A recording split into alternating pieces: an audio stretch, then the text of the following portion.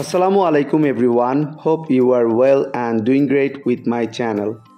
আজকের এই ভিডিওতে আমি আপনাদের সাথে শেয়ার করব একটি অ্যাডভান্স ইংলিশ স্ট্রাকচার। সো ভিডিওটি না টেনে শেষ অবধি দেখুন। আমি ধূমপান করা বন্ধ করব।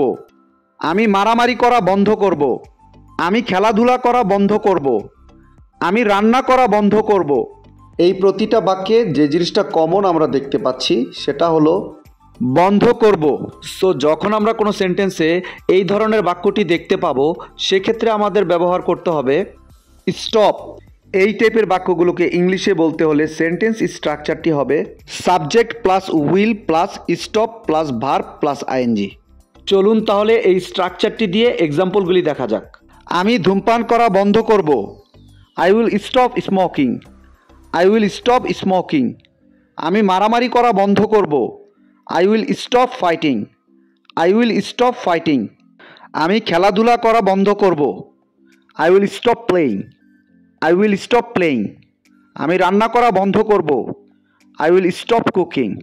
I will stop cooking. I hope এই স্ট্রাকচারটা আপনারা ভালোভাবে বুঝতে পেরেছেন। Now it's your turn. আমি কথা বলা বন্ধ করব। আমি কথা বলা বন্ধ করব। এই বাক্যটি ইংলিশে কি হবে আপনারা কমেন্টে লিখে জানাবেন।